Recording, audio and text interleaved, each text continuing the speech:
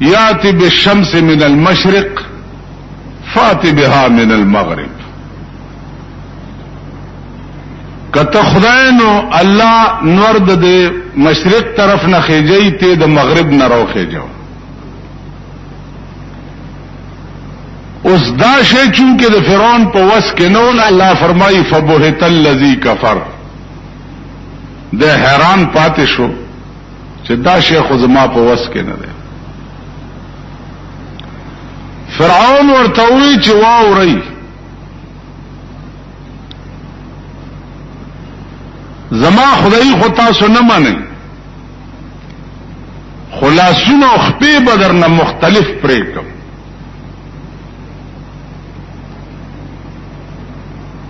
نو دوی ورته ویلي چې کوم په خپل مرګ مړ شو او یا تمونه لاسونه خپې پریکي نو ان الى ربنا منقلبون. همدغه خدای ته وځو. آخر الامر یا مرګ د موږ د پاره مقدر دی.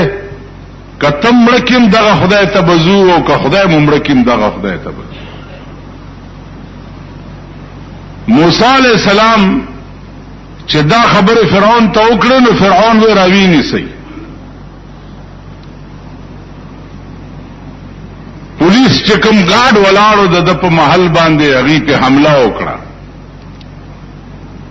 چې حمله وکړه نو الله فرمایي چې دغه وخت کې موسی خو یوازې او فرعون د ټول سلطنت مالک و.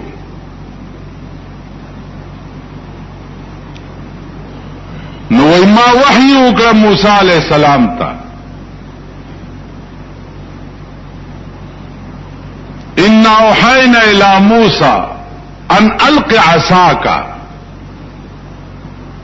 چې موسی د امسا دی وګرځاو د فرعون مخه ته فاذا هي ثعبان مبین. ناګهانه د امسا نه یو لوی اژدها جوړ شو.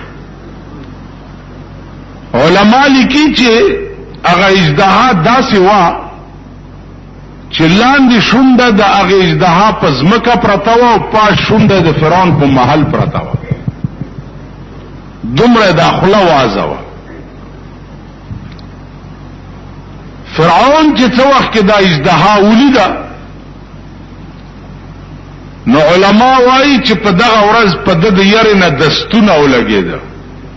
په یو ورځ کې 400 دستونه کړي او او تختید. اعلان وکړ چې لښکر وکړي او دا راونیسي. موسی علیہ السلام پسې لښکر شو. چې لښکر شو موسی مخکې سره د مرګرو د فرعون لښکر ورپسې د دریاب غاړې ته چې ورل نو اسمان ته وکړه چې خدای رستو د فرعون فوج دی او مخکې دریاب دی اوس به کوم څه. نو الله فرمایي چې ما بیا وحی وکړه موسی علیہ السلام ته چې په دې امسا دې دا دریاب اوه نو چې په امسا دریاب اوهلو نو په هغه دریاب کې 12 لارې جوړې شو. دائیں بائیں د دیوالونو د اوبو او منځ کې لار و.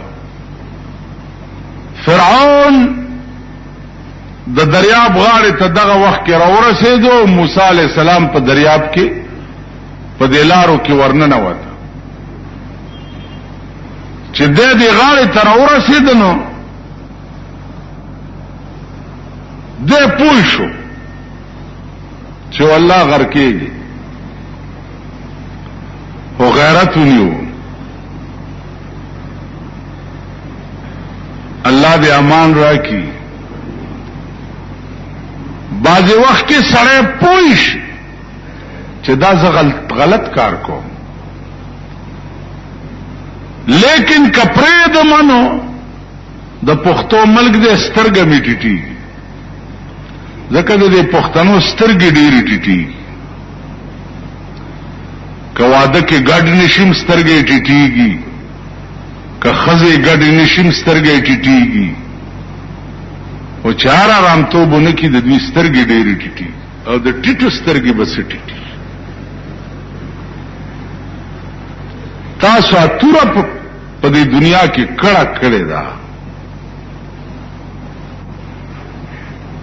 اعمالکم عمالکم،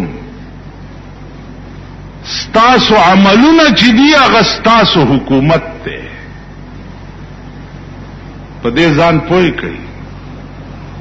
اعمالکم عمالکم، ستاسو عملونه چې دی هغه ستاسو حکومت ده. بل حدیث کې راځي چې کما تکونون یؤمر علیکم، څنګه چې یای داسې بدر باندې امیران راځي. نن په صلیح کال کې پتاسو یو حکومت د انسانیت ولې نه دی راغله؟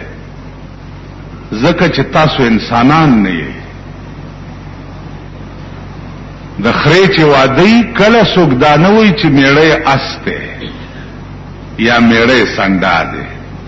د خرې چې وادي خلک هم دا وایي چې میړی خر دی. کدا څنګه اوس مونږ چې خرې یو نو مونږ له به میړه اس نه ملاویږي، مونږ له به میړه هم خر ملاوي. نو خرې قوم دی او مړونه خر دی. توا چې زاس پایم کړ توا یو ډاکټر دکان کې ناستو منو، یو زرا خزران نو سر مړ ډېر تور کړو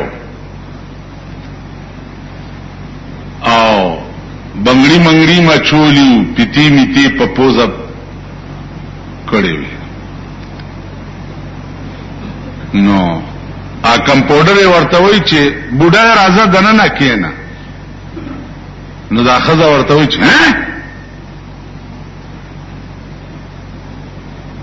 ویل دنه نه کینا دې ویل دا دې بچیا زه بوډای مس او ټوله داسې ګونجي پونجي وا او وختې تور کړی.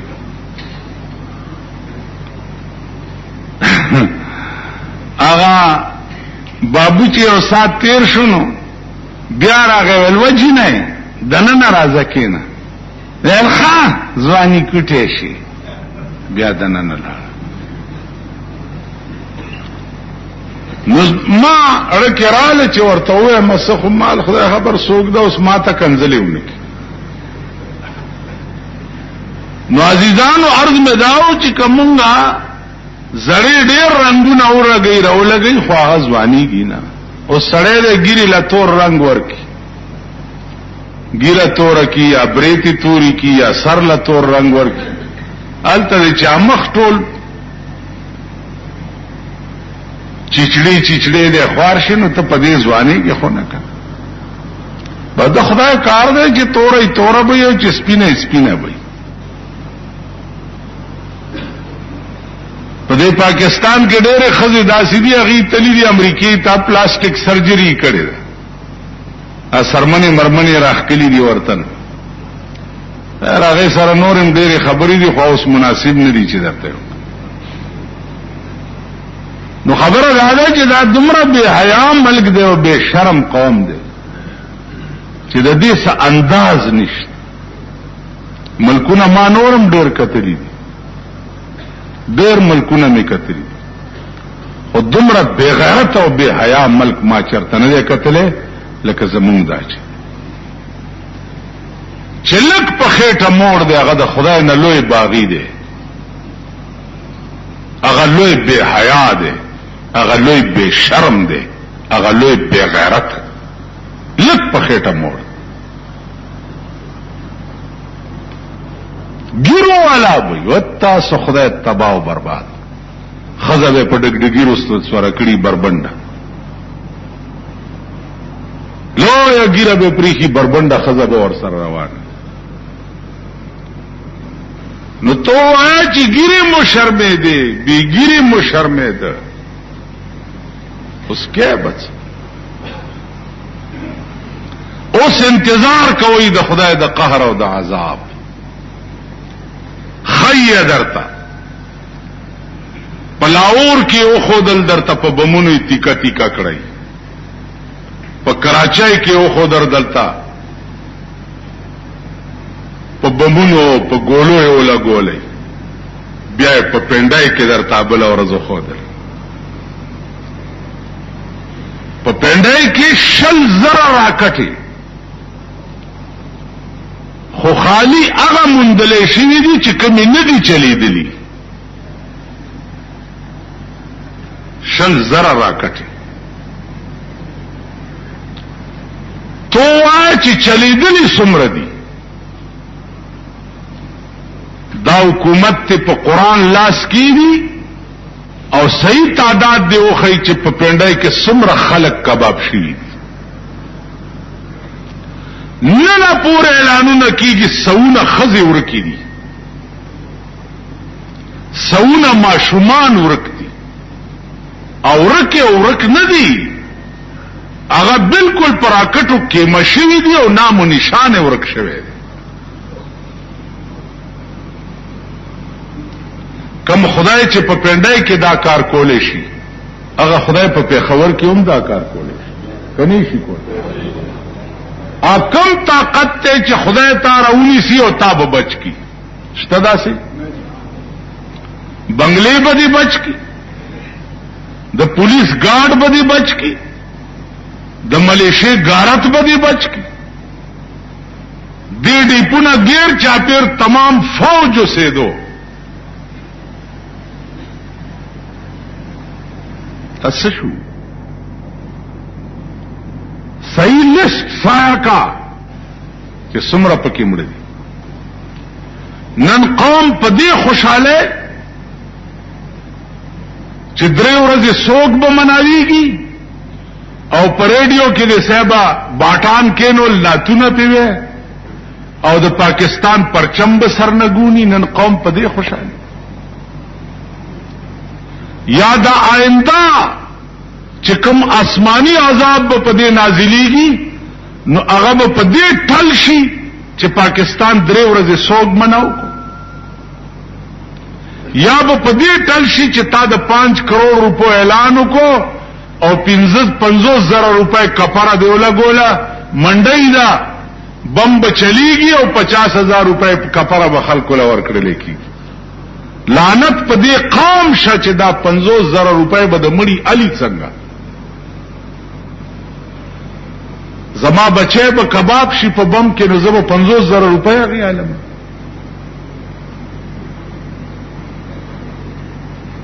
وما درتل اعمالکم عمالکم استاسو اعمال چې دي استاسو حکومت ته کما تکونون یؤمر علیکم څنګه چې یې داسې بدر باندې حکومت راځي پکاردان دي پکاردان دي چې قوم د قوم ټول خدای ته متوجي شي خدای ته رجوع شي د یونس علی السلام قوم چې راغله عذاب چې ټول قوم را ټول شو خدای ته التجا وکړه چې خدای معافي غواړي راغله عذاب د لارې نه واپس لاړو قوم د قوم خدای ته متوجه کېدل پکار نن قوم د قوم د خدای نه سرکش او باغی دی ته د دې قوم ودونه وګوره د دې قوم مړی وګوره د دې قوم ژوندۍ وګوره د دوی سال جوړ کړي بیا دې ذلیل قوم سره مونږ هم رنګ یو پاغه رنګ مړی لیزو ژوندۍ لیزو واده لیزو سنت لیزو مونږ ورسره اس بایکاټو نک واوري تاسو ټول واوري په کوم وعده کې چې د خدای نه بغاوت شوی او هغه وعده لته لاري نو د دې واده غوندې باغی به په قیامت کې تم تصور کې تم باغی کوم مړی چې د خدای نه سرکش او باغی وي او داغه جنازې ته لاړې نو د قیامت په ورځ به تم داغه باغیانو په صف کې ولاړې. ابن عباس رضی الله تعالی عنہ ته یو درزی راغی وې صاحب زه درزی ما د ظالمانو جامې ګنډم